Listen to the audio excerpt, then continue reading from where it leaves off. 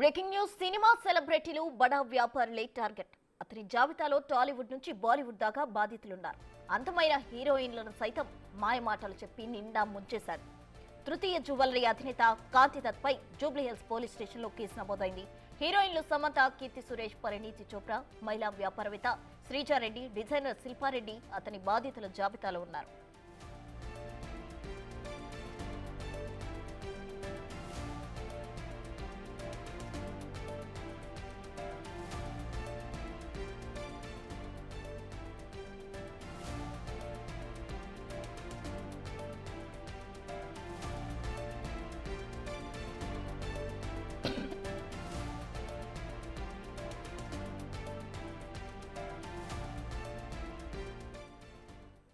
తృతీయ జ్యువెలరీ అధినేత కాంతిదత్ జూబ్లీహిల్స్ పోలీస్ స్టేషన్లో కేసు నమోదైంది. అయితే సెలబ్రిటీస్ ను ముంచేశాడు అని ఇతనిపై కేసు నమోదు చేశారు. దీనికి సంబంధించి పూర్తి వివరాలు మా ప్రతినిధి సుజాత అందించేందుకు సిద్ధంగా ఉన్నారు. సుజాత, చెప్పండి, అసలు హీరోయిన్లను ముంచేశాడు అంటున్నారు, ఏ విధంగా వారికి నష్టం కలిగించాడు?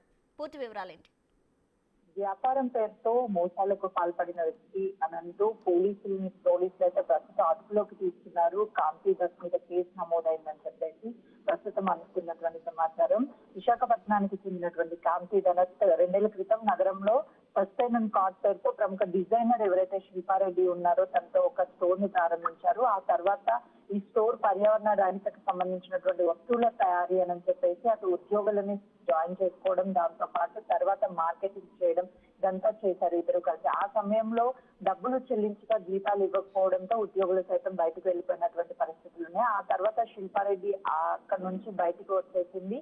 తర్వాత కాంతిదత్ ఒక జ్యువెలరీ షాప్ ని ప్రారంభించాడు. అంటే కేవలం తిను వైజాగ్ సంబంధించినటువంటి కాంతిదత్ హైదరాబాద్ కు వచ్చి బిజినెస్ చేయాలని పెద్ద పెద్ద సెలబ్రిటీస్ ఎవరైతే ఉంటారో వాళ్ళని టార్గెట్ గా చేసి వాళ్ళ చేత ప్రమోషన్స్ ఇప్పించడం, దాంతో పాటు ఇన్వెస్ట్మెంట్ చేయించడం, ఇవన్నీ చేస్తూ తరచుగా కోట్ల రూపాయలు అనేది స్వాధీనం చేసుకున్నాడు. అయితే తాజాగా జ్యువెలరీ షాప్ ని రన్ చేస్తున్నటువంటి ఇతను సుమారుగా 100 కోట్లకు పైగానే భారీగా స్కామ్ చేస్తారు, భారీగా డబ్బులని బాధితుల నుంచి రాబట్టాడు. అటు SBI బ్యాంక్ కి సంబంధించి కూడా లోన్లను డాక్యుమెంట్స్ ఏవైతే ఫేక్ డాక్యుమెంట్స్ ఉంటాయో ఫేక్ డాక్యుమెంట్స్ ని సబ్మిట్ చేసి దాదాపు 3.5 కోట్ల రూపాయలను తీసుకున్నాడు అన్నట్లు కూడా ఆరోపణలు ఉన్నాయి.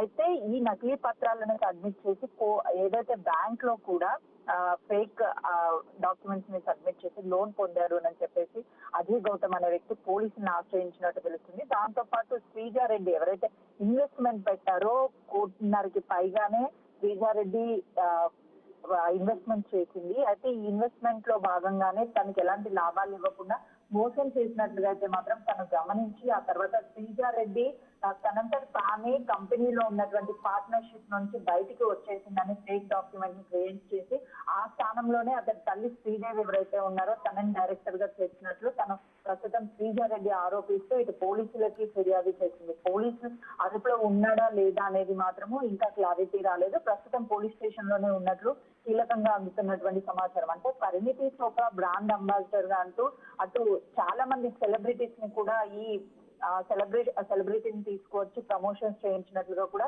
తెలుస్తుంది. అసలు తృతీయ జ్యువెలరీస్ అధినేత కాంతిదత్ మీద జూబ్లీహిల్స్ పోలీస్ స్టేషన్ లో కేసు నమోదు అయింది. కేసుకు సంబంధించి తనని అదుపులోకి తీసుకొని విచారిస్తున్నారు అన్నట్టు కీలక సమాచారం అందుతుంది.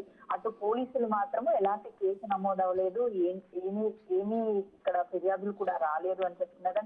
ఈ కేసుకు సంబంధించి బాధితులు ఎవరైతే ఉంటారో ఆ బాధితుల సంఖ్య కూడా పెరిగే అవకాశం ఉంది అని చెప్పుకోవచ్చు. ఈ కోట్లాది రూపాయలు ఏదైతే బాధితుల నుంచి వసూలు చేసి వాళ్ళని భారీ మోసాలకు పాల్పడుతున్నటువంటి ఆ తృతీయ జ్యువెలరీ అధినేత కాంతిదత్ మీద ఇంకా కేసులు నమోదైతే మాత్రం ఖచ్చితంగా ఈ కేసుని CCS పోలీసులకి ట్రాన్స్ఫర్ చేసే అవకాశం కూడా ఉంటుంది. అసలు ఏం చేయబోతున్నారు, ఎందుకు ఈ కేసుకు సంబంధించి హైడ్ చేస్తున్నారు అనే దాని మీద కూడా పూర్తి వివరాలు తెలియాల్సింది.